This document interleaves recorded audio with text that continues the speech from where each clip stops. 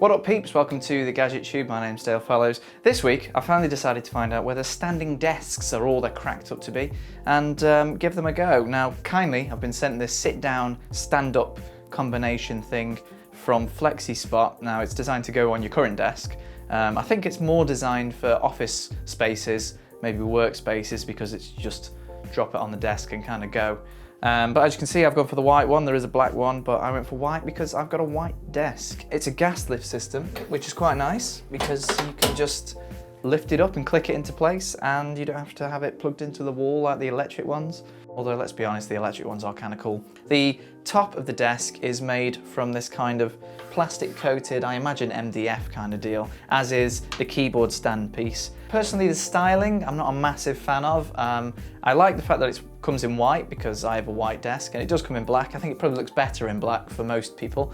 But personally, I prefer really squared off desks, as you can see from the rest of my desk. Now moving on to the keyboard bit, as you can see, it sits at a similar height to your current desk because it has to, otherwise you'd be kind of reaching over and doing a kind of thriller dance with it. It's made from the same stuff as the desktop. The only problem with this is it's a little bit slippery, so you will need a kind of rubbery mouse mat type thing to go down underneath, because I found the keyboard and the mouse moved around, and it sticks out a fair bit, as well as sticking out weirdly on these edge bits. It sticks out a good 15-20 centimeters and it doesn't slide away. So I think one thing I will be doing with this is maybe changing the desktop. There's nothing wrong with the top of the desk. It's really well made, and I'd imagine it's really hard wearing, especially in an office environment for day-to-day use.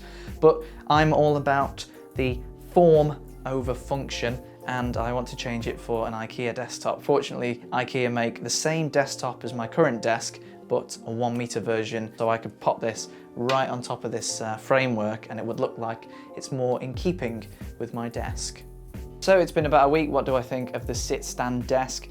Before I get onto the price, it's really well made, really robust, and I've quite enjoyed having a standing desk for editing at. It's quite a nice experience.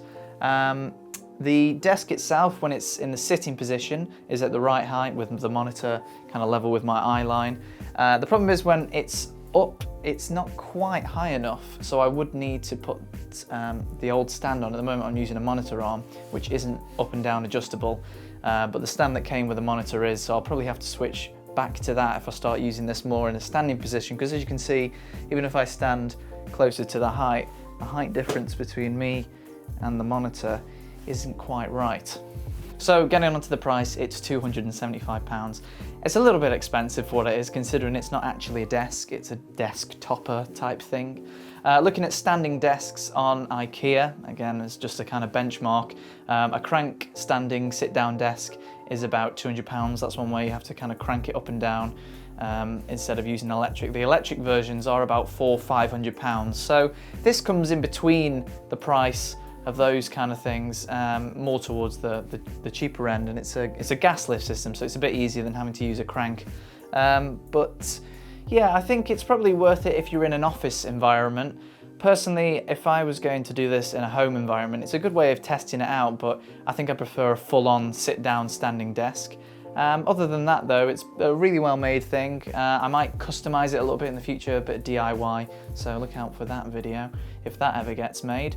A few more videos coming up soon. I've got a dash cam to review, and I wanted to compare some lenses because all I ever do is talk about cameras and lenses in my day-to-day life. So I thought it's about time I put that on YouTube. See you next time.